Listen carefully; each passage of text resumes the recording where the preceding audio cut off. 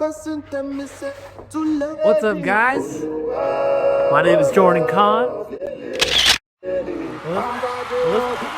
I can't hear you. What was that? All right. We are back today with part 2 of the Malayan tiger video. I told you we'd be back, and here we are. We're back. If you haven't seen part 1, I recommend that you go watch part 1. It's very important for you guys to watch part 1 because today we are jumping straight into the anatomy like I said we would. We're gonna see all the muscles and other structures that we can identify, and we're gonna put you guys on these amazing tiger muscles. Other than that, we have some very cool things coming, like the cranial jaw test that we did on the squirrel. If you haven't seen the squirrel video, go see the squirrel video. We're gonna be doing that, and we are going to be talking about a groundbreaking news medication that was used to treat osteoarthritis in the Malayan tiger, Hakim. We all remember Hakim. All right, so as always, happy Big Dog Friday / Big Cat Friday. Yes, we can have both of them on the same day. We do not do stereotypes over here. And shout out to my amazing lab group. NJ Jiang, Emily McLeod, and Laura Zimmerman. Let's get into the anatomy. Alright, so this is Hakim's bullheads. Here you see it's very thick. Inside is very, very thick here. Squishy. It's a bit sad, but it's a 17 years of history of Hakim. Yeah, it's all in here. From labia, we have dorsal elastic ligament.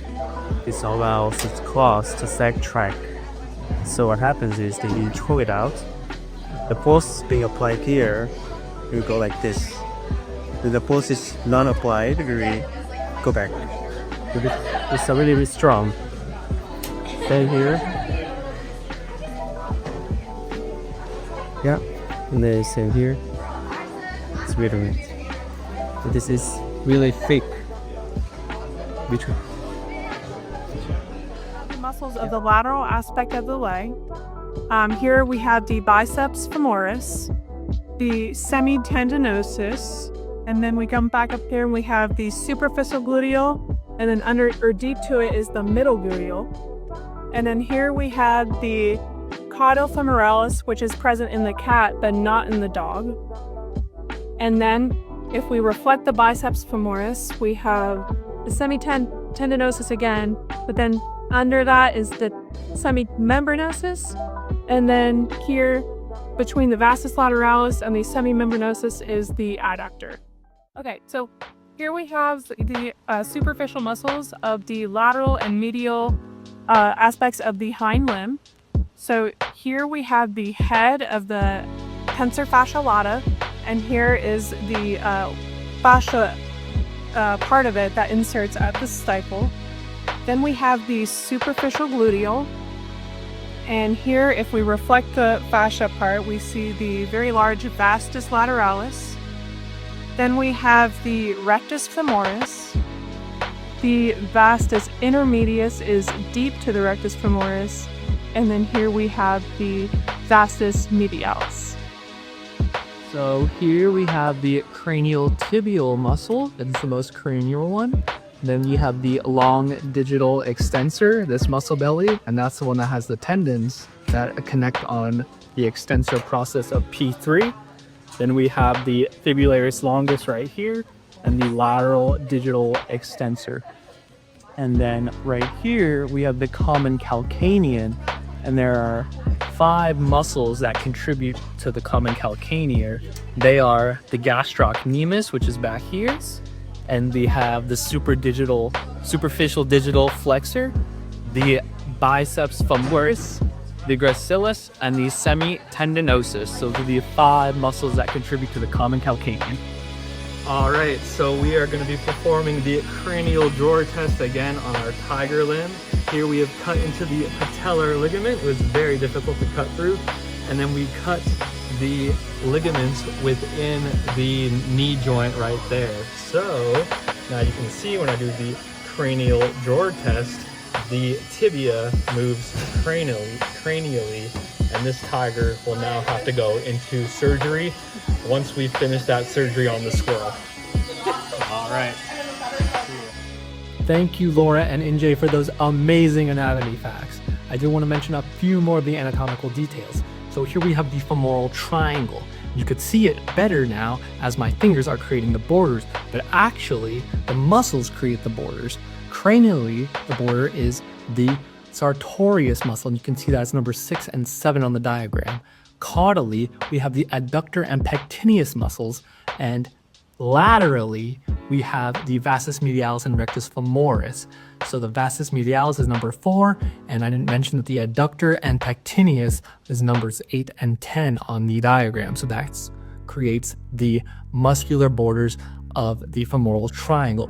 Now at the base of the triangle, we have the vascular lacuna.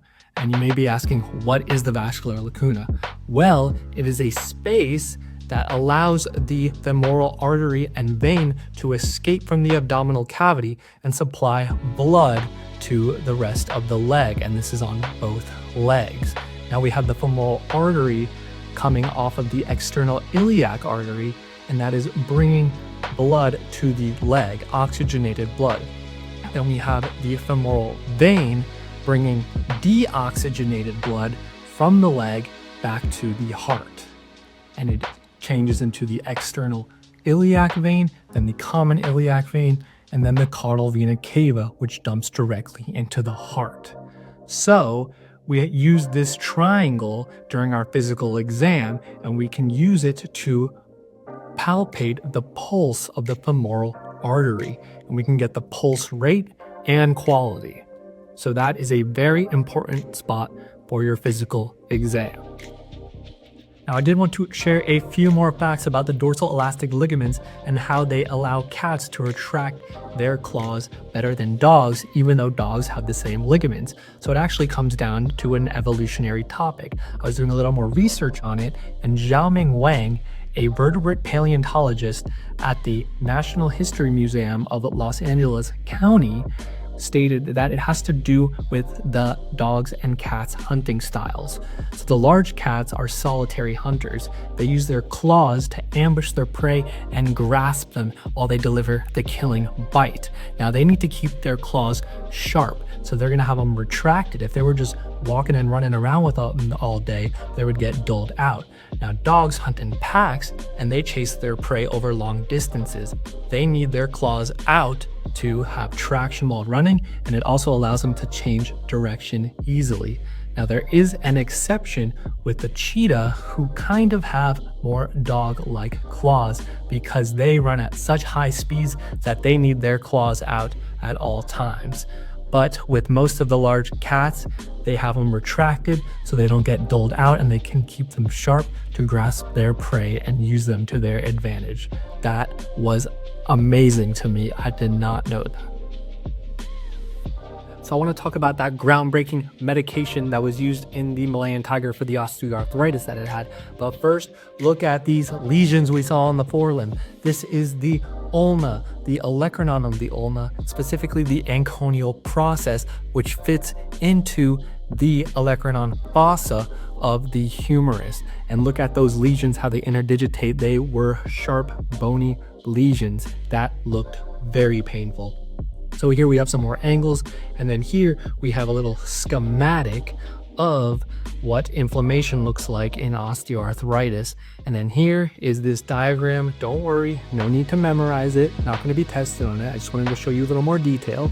So here we could see these osteoclasts, and you have overactivation of these osteoclasts. And what they do is they resorb bone and cartilage, and they can make these sharp bony lesions. They will have more blood vessels going to the area called angiogenesis. There's going to be more sensory innervation to the area, which causes pain. And there could be these bony, gross, bony spurs called osteophytes being created. And I think this was a combination of all of that, and that is why you had these bony lesions in the area. So what did the vets do? They used this new medication called cinnamon OA. Now, what is that? It is a radionucleotide molecule of tin. Radioactive nucleotide molecule of tin. And they injected it directly into the joint.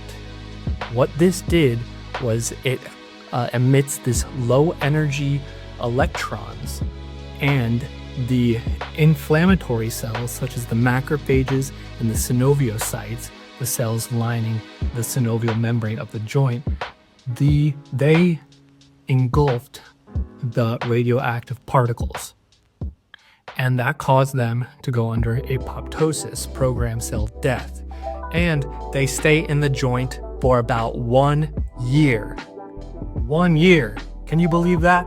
You only have to treat the joint once every year.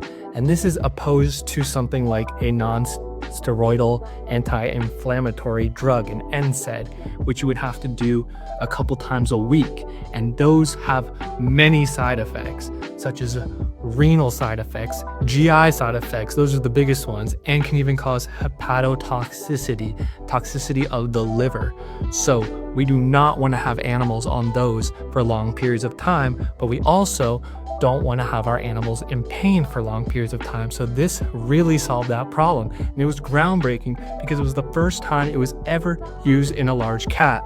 This drug was meant for dogs, but they decided to use it in a large cat, and they believe that it worked and provide Hakeem a lot of relief in his last couple years of life.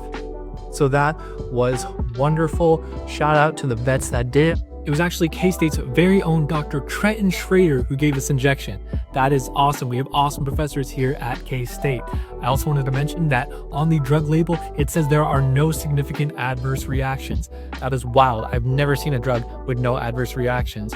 So this drug is very safe. It stays local to the area that you want it to be in, and it provides pain relief, provides anti-inflammatory effects.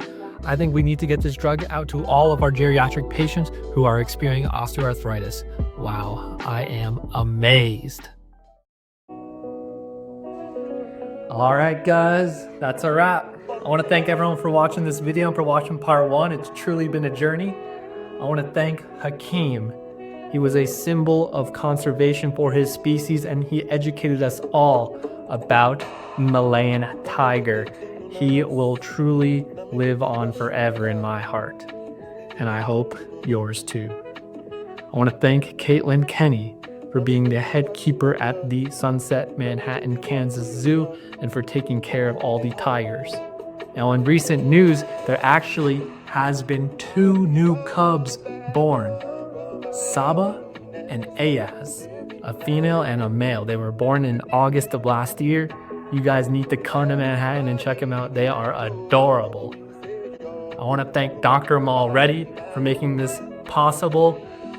I am truly still in awe. I don't know how he was able to make this happen, but I enjoyed every second of it. And lastly, I want to thank my live group, NJ Jiang, Emily McLeod, and Laura Zimmerman.